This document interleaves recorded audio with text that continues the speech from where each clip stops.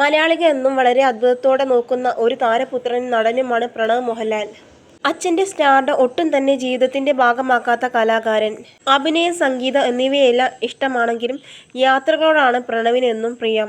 ഹൃദയം സിനിമയുടെ ഓഡിയോ ലോഞ്ചിലാണ് അവസാനമായി പ്രണവിനെ മലയാളികൾ കണ്ടത്. സ്വന്തം സിനിമയുടെ പ്രമോഷൻ ഇന്നേ വരെ പ്രണവ് വന്നിട്ടില്ല.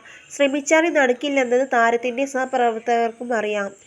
ജിത്തു ജോസ് അടക്കമുള്ളവരുടെ അസിസ്റ്റന്റ് ഡയറക്ടറായി പ്രവർത്തിച്ചിട്ടുണ്ട് പ്രണവ്. സിനിമയിൽ ശ്രദ്ധിച്ചാൽ ദുൽഖർ സൽമാനോളം പ്രശസ്തിയുണ്ടാക്കിയെടുക്കാൻ പ്രണവിന് സാധിക്കും. മോഹൻലാൽ, സുചിത്ര മോഹൻലാൽ, വിനീത് ശ്രീനിവാസൻ, നിർമ്മാതാവ് വിശാഖ് എന്നിവർ അഭിമുഖങ്ങളിൽ പ്രത്യക്ഷപ്പെടുമ്പോഴാണ് പ്രണവിന്റെ വിശേഷങ്ങൾ പ്രേക്ഷകർ അറിയുന്നത്. ഇടയ്ക്കിടെ സോഷ്യൽ മീഡിയയിലും തന്റെ യാത്രകളുമായി ബന്ധപ്പെട്ട ചിത്രങ്ങൾ പ്രണവ് പങ്കിടാറുണ്ട്. ഏറ്റവും അവസാനം പ്രണവിന്റേതായ തിയേറ്ററുകളിൽ എത്തിയ സിനിമ വർഷങ്ങൾക്കു ശേഷമാണ്. ഇപ്പോഴിതാ പ്രണവിനെ കുറിച്ച് ഫോട്ടോഗ്രാഫി, സംവിധാനം, തിരക്കഥ എഴുതൽ എന്നീ മേഖലയിൽ കഴിവ് തെളിയിച്ച അനീഷ് ഉപാസന പറഞ്ഞ വാക്കുകളാണ് വൈറലാകുന്നത്.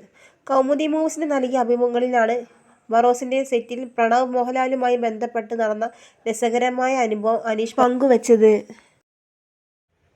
ബറോസിന്റെ സെറ്റിലേക്ക് പുറത്തുനിന്ന് ആളുകളെ കയറ്റാറില്ല.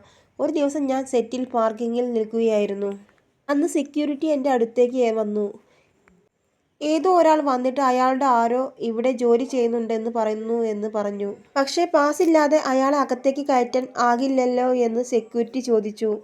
പാസില്ലാതെ ആരെങ്കിലും കയറ്റിവിട്ടാൽ സാർ പ്രശ്നമാകുമെന്ന് ഞാൻ മറുപടിയും പറഞ്ഞു. അയാളോട് അകത്തേക്ക് കയറ്റിവിടാൻ പറ്റില്ലെന്ന് പറയുമ്പോൾ അയാൾ ചിരിക്കുന്നല്ലാതെ മറ്റൊന്നും പറയുന്നില്ലെന്ന് സെക്യൂരിറ്റി പറഞ്ഞു. തലേ ദിവസം പുറത്തുനിന്ന് ആരോ സെറ്റിൽ കയറിയിരുന്നു.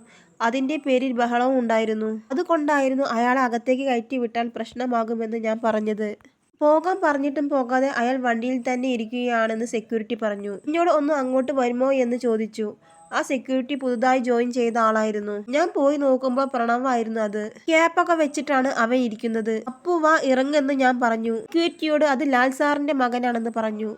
പ്രായമായ ഒരാളായിരുന്നു. കാരണം അയാൾക്ക് പ്രണവിനെ അറിയില്ലായിരുന്നു. ബറോസിന്റെ സെറ്റിൽ വന്നാലും ക്യൂവിൽ നിന്ന് പ്രൊഡക്ഷന്റെ ഫുഡ് വാങ്ങി ദൂരെ എവിടെയെങ്കിലും മാറിയിരുന്ന് കഴിക്കും.